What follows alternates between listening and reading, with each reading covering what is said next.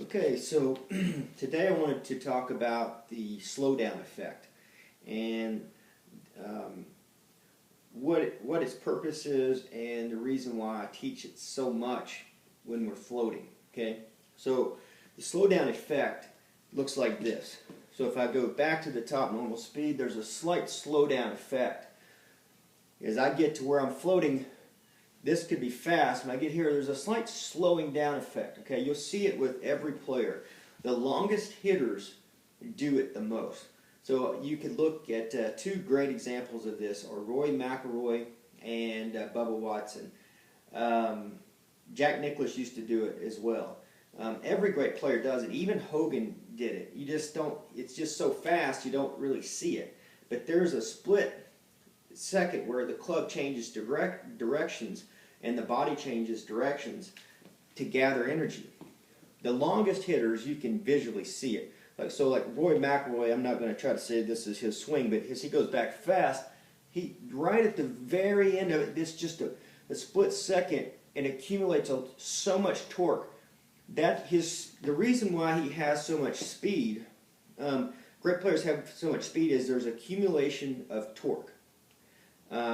If you don't have massive accumulation of torque, you can't transfer that into speed. Speed comes from the accumulation of built-up torque previous to that. So what I mean by that is as I get here and I slow down, there's a gathering of energy through the core and then through the shaft and even the sweet spot. So I accumulate this energy here, and then it allows me to explode if I want to.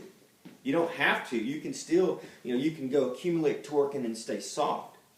But you have torque, and you have what we call potential energy. And the more you can store of the potential energy, the more you can transfer that into speed. Okay? It's also a precision fundamental. It gives you time to collect the club and find where the club head is. You'll hear every great player in the history of the game, they say they could always feel where the club head was in their downswing. And that is due to the slowing down effect. So as I get here, this doesn't mean your backswing has to be slow. It doesn't have to be. So let's just say we go back pretty quickly. There's a slowing down right here when I float. There's a slowing down effect. And it's really what you'll see as just a sinking, and the club literally slows down for a split second as the body starts to change directions. You'll see it with Fred Couples. Vijay Singh back in the day, Jack Nicklaus had that. It's not necessarily just a pause. You obviously see it in Kenny Perry's golf swing. Rory McIlroy, I can see it in a split second. Now, I know guys that say that they can't see it with Rory McIlroy, but trust me, if you look hard enough, if you watch for it, you will see it. I see it in Roy as much as anybody I've ever seen. Okay, he has a quick, sharp backswing. There's a split second change of direction in the float, and then there's this massive speed that comes through the ball. Tiger Woods, back when he was the best player to ever play on the planet, had that. Okay, in the history of the game, you'll see a nice slowdown effect. Here's what we typically see, and this is what it looks like: back, back. So it goes 1, 2. Okay, so there's no accumulation, or you see a 1, 2. So it's a 1. I wouldn't say you're not accumulating. It's a kind of a stopping effect. So it goes here. You're not accumulating anything, even though it's stopping. The club's slowing down, but it's not the slow down effect. So you go slow down, and then they, throw it like that.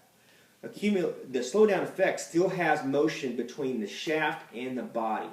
There's still movement, even in the J.B. Holmes top swing where it looks like this. You don't really see downcocking. There's there's constant movement as it's slowing down. Gets here, it sinks, it's moving, and then unloads on it, right? Every swing has the slowdown effect. The more you can accumulate, the more you can sink and gather, the more potential you have to create whipping energy and speed transfer, okay? And also precision. So the slowdown effect is obviously in the float zone. The slowing down effect is just a word I describe as to build massive power. So again, going back, slow down, and through.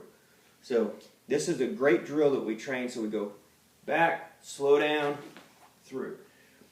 One of my favorite drills, and you'll hear more about this. This is it's definitely the top 3. is we'll go fast backswing, okay? Fast, slow, slow. So you go fast, normal speed, and then a slow down effect, and I only try to hit it maybe 30 yards with a sandwich. So it'd be full, slow. Obviously this works better when you have the components built, full and slow. So it's full, slow. And it gets really slow to float and it never accelerates. And then when you get really good at this, is the lazy version, but it really builds in dragging and a lot. If you like lag and dragging and all that, it really does it. So this is what it would look like. So it's here, and then slow, slow, slow, slow, slow, slow. That's overdone, but it's great for amateurs to do that. So watch this. Watch the handles. So fast, slow, slow, slow, slow. I'm just waiting, waiting, waiting, waiting, and through. That's past the grip alignment point.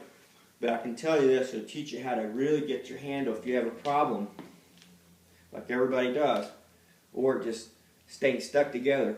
Just practice and slow down, sink and float.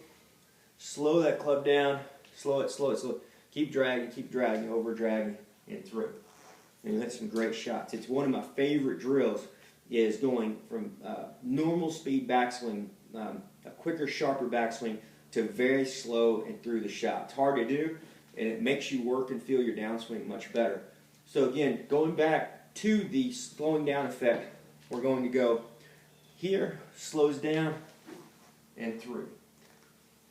Okay? Good luck with that.